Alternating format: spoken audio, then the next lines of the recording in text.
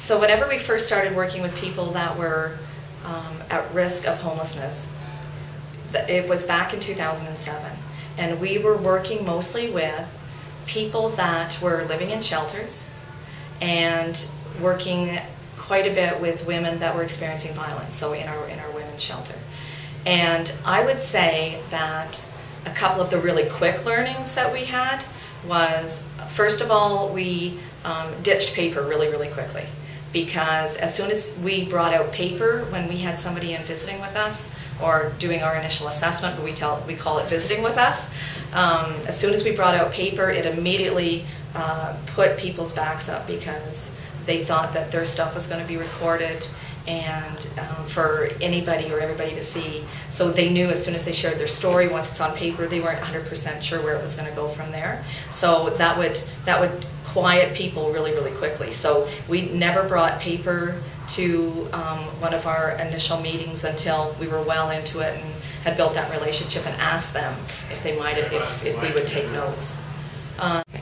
The other thing that we heard from people pretty much right from the beginning and saw from them was their shock that we were super interested in what was important to them, because that was always the beginnings of our conversation, right? As soon as they come, we're like, tell us about yourself, and we'd really like to know what's important to you as a person, or as you're looking for this housing. And people would almost, you know, literally, you could see them taken back by, because they were so accustomed to meeting agencies who insisted that they had to enter a treatment program, or you had to prove that you were sober, or you had to prove that, you know, you had taken certain steps to make you house ready or home ready. And so for us to just immediately jump into, you know, the whole being really interested in you as a person, totally threw them. So, but after they got over that and we explained to them why, you know, we're really interested in that first and foremost, then they would get sort of really caught up in it, and we heard some wonderful stories from people. Okay.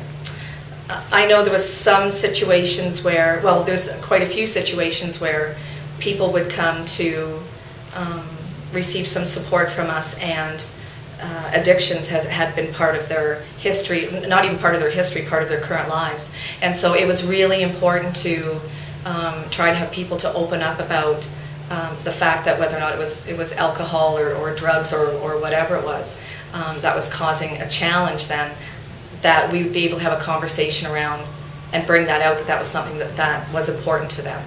And so once they would talk about, you know, the addiction piece being important to them, it was interesting to have them sort of delve down a little bit deeper in that, and to actually realize that what was truly important to them was that adrenaline, the excitement, the life on the streets, the relationships that they had there. And they would even say themselves, it wasn't necessarily the drugs that was important to them, but it was the life that came with it that was really valued by them. Okay. You know, whenever we talk about providing good services for people, and we sort of talk often about being on that continuum of, you know, providing service and then providing good paid support, and then for people to have a good community life.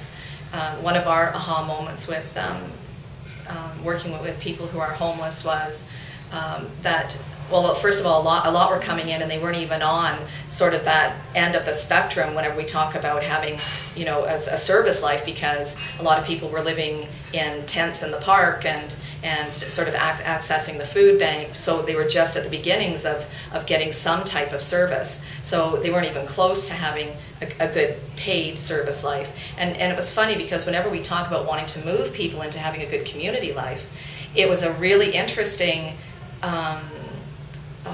again, aha moment, that who's to define what that good community life looks like? I have an idea that, you know, we want to move people towards what I think what a good community life is, but when you ask them, they have their own community. They have their own, you know, circle of supports and their own circle of people who they consider to be their community, and that's where they fit in, and they're cared for and extremely supported by, and the loyalty is incredibly strong. So that was definitely one of our moments to realize that sometimes often they don't want to move towards what it is that we deem as a good community life. They want to retain their own. And sometimes that's why people don't get involved in services to begin with, because they don't want to be pushed into something that isn't meaningful for them. One of the tools that we did not continue to use a lot with people that are homeless is that whole idea of the relationship circle.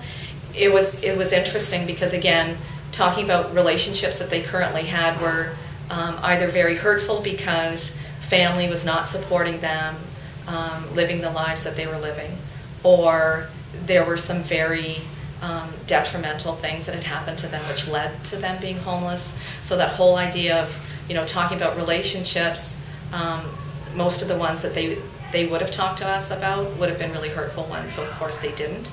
And so, but on the other hand, it was really interesting because the relationships, the good relationships that they did have in their own community, they wouldn't talk about their friends that they were living on the streets with for fear of something happening to them. So they wouldn't, you know, talk about names or experiences they were having with other people. They were very, very tight-lipped about that because they weren't, you know, sort of giving anybody up, or, you know, again, it goes back to that really strong loyalty of that community living on the streets. They wouldn't even talk about the other relationships that they had. So throughout I guess we've been working with people that are homeless for the last 5 years. And something that we have certainly discovered out of that time is with what type of population person-centered approaches works best with. And certainly we've discovered that if people are at a higher acuity, if they're at higher risk, if they've been, you know, sort of deemed to be chronically homeless over a long period of time and truly living on the streets, the idea of doing planning is certainly not topmost to them. Of course, we're helping people get housed, we're helping them, you know, to find funding to continue to do that and dealing with anything that they need to in order to keep their housing. But certainly the idea of planning is, you know, far too, it's not even far too structured. I just think it's far too in the future, you know, where very much they're interested in us helping them live more day to day. And as soon as we mention planning, it's just doesn't seem possible. It's just too far ahead, and it doesn't seem something they're able to sort of realistically kind of wrap their heads around. So person-centered approaches and certainly the more formal planning has definitely worked better with individuals that are at a lower acuity. So they're at a lower risk, and it takes, you know, perhaps a shorter temporary time of support to help them get on their feet again. So again, working with people that, you know, perhaps have lost their jobs and are now living in a shelter, or women experiencing violence and living in a shelter, and particularly those with children. You know, they tend to be definitely more interested in the planning process to help them sort of get things focused again and help them get back on their feet. And then what are some things that could happen to help me stay okay, as, you know, when you aren't supporting me any longer. Okay, certainly one of the most valuable tools that we have found is the working and not working tool. We find it to be excellent as far as, because we're always checking in with people to see how things are working for them, right?